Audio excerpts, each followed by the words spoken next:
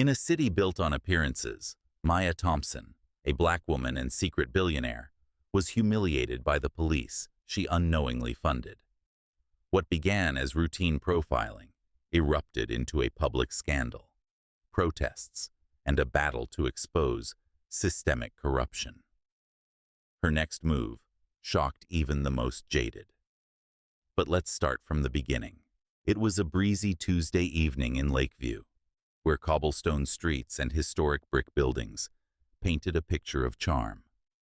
Yet beneath the surface lay tensions that told a different story. Maya Thompson, a 34-year-old black woman, parked her sleek black SUV outside a small corner store. Her casual hoodie and jeans suggested nothing remarkable about her, but Maya's unassuming exterior masked her reality as the powerful CEO of Horizon Technologies, a billion-dollar enterprise. Through its charitable arm, Horizon funded many local initiatives, including crucial support for Lakeview's underfunded police department.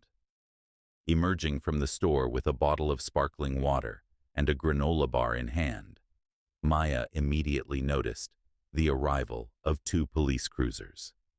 The officers stepped out, their stiff posture and scrutinizing gazes locked onto her. Maya's stomach tightened. She had seen this before, on the news, in viral videos, and whispered warnings from family and friends. Still, she steadied herself and began heading for her car, keeping her movements deliberate and calm. "Ma'am, hold up," Officer Daniels called out sharply. Maya stopped mid-step, turning to face him with her head held high. "Is there a problem, officer?" she asked, her voice firm, yet measured. Daniels crossed his arms, his eyes narrowing. "We got a report about someone matching your description. Mind explaining what you're doing here?" Maya frowned, confused, but composed. "I just bought a snack. Here's the receipt," she replied, holding it up. Officer Russo stepped closer, his hand resting ominously on his holstered gun. "We'll need to search your bag," he said bluntly. Before she could respond, Daniels seized her arm. "Ma'am, don't make this difficult," he barked, his tone cold. Maya stiffened. "Excuse me? This is unnecessary," she protested, her voice rising with indignation. "I've done nothing wrong." Daniels ignored her protests, yanking her bag open and dumping its contents onto the sidewalk. Nearby onlookers began filming, murmuring in outrage. "Leave her alone. She didn't do anything," one called out. Humiliated but aware of the stakes, Maya complied with their demands for a pat-down, her heart pounding. This wasn't just an insult. It was a cruel reminder of the reality she had fought so hard to transcend. The following morning, Maya Thompson woke to her phone vibrating relentlessly. Videos of her humiliating encounter had spread like wildfire across social media. The hashtags were damning. #racial profiling. #Lakeview police exposed. Screenshots of her stoic yet visibly pained expression during the pat-down were plastered everywhere. The captions said it all. Racial profiling in Lakeview. Black woman harassed, despite no wrongdoing. Maya's assistant, Rachel, called as Maya scrolled through the chaos. "Maya, you're trending, and not in a good way," Rachel said, her voice laced with panic. "Do you want me to handle this?" Maya's jaw tightened. Her voice was cold and deliberate. "No, I'll take care of it." Later that day, Maya strode into the Lakeview Police Department, her commanding presence causing an immediate hush in the lobby. Clad in a crisp, tailored navy suit that exuded authority, she moved with purpose, her heels clicking against the polished floor.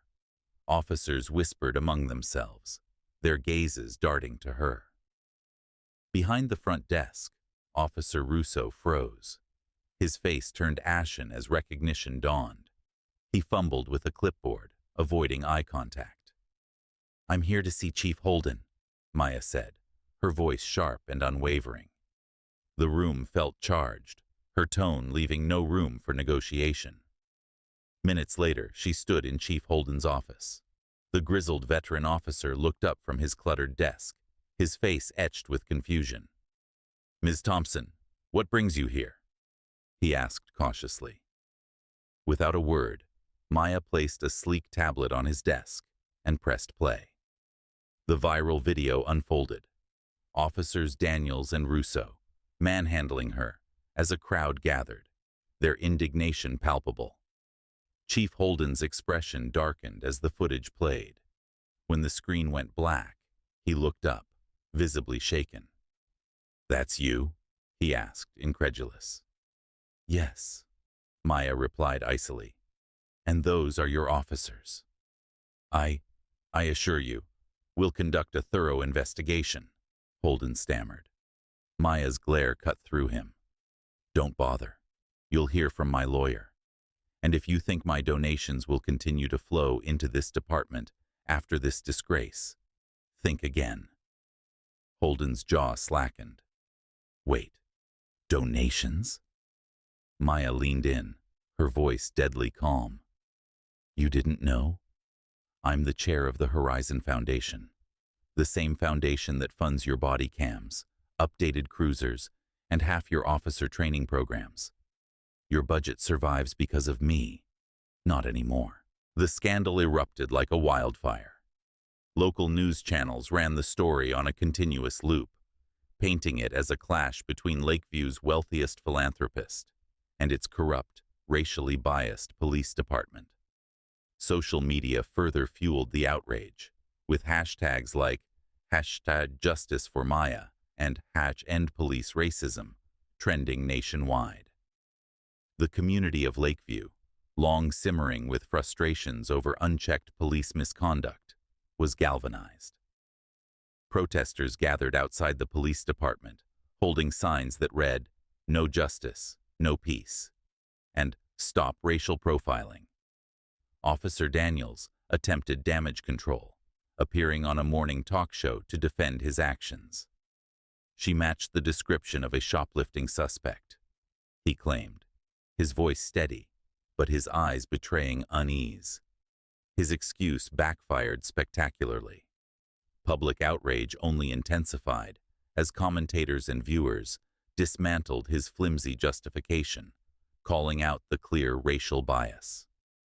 Meanwhile, Officer Russo was placed on administrative leave when local journalists uncovered multiple prior complaints of racial profiling under his badge.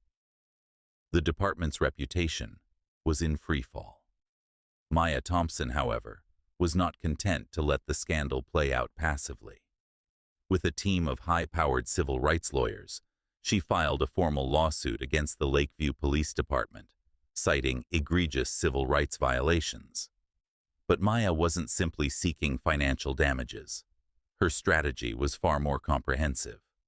She reached out to community activists and grassroots organizations, forming a coalition that launched Accountability in Action, a campaign focused on transforming the policies and culture of Lakeview's law enforcement. As protests grew louder, so did pressure on city officials. Behind closed doors, they pleaded with Maya to reconsider pulling the Horizon Foundation's funding, which accounted for a significant portion of the department's operational budget. But Maya stood firm. "No funding without accountability," she declared during a press conference. "The community deserves better. Lakeview's citizens deserve law enforcement they can trust." Her resolve became a rallying cry for change. Across the city, residents joined the movement, determined to hold the police department to a higher standard. Maya's voice carried the weight of influence and determination, ensuring that the battle for reform was far from over. Weeks later, Maya sat in a high-ceilinged courtroom as the judge read the verdict. The court ruled in her favor, ordering the Lakeview Police Department to pay damages and implement mandatory anti-bias training. Daniels and Russo were terminated, their badges stripped in a quiet ceremony away from the cameras. Maya's victory was more than personal. It was systemic. She reinvested the settlement money into her Accountability in Action campaign, funding scholarships for young Black students pursuing law and criminal justice degrees. Months after the verdict, Maya attended a town hall where Chief Holden, now humbled, unveiled the department's reformed policies. As he spoke, he glanced at Maya, acknowledging her with a subtle nod. After the meeting, a young Black girl approached Maya. "Ms. Thompson, I saw what you did. You inspired me. I want to be a lawyer someday." Maya smiled, her eyes misty. "And you will," she said, placing a hand on the girl's shoulder. "We need people like you to keep fighting." As she walked out of the town hall into the cool night air, Maya felt a sense of peace. The scars of that humiliating encounter remained, but they had fueled a movement that would resonate far beyond Lakeview.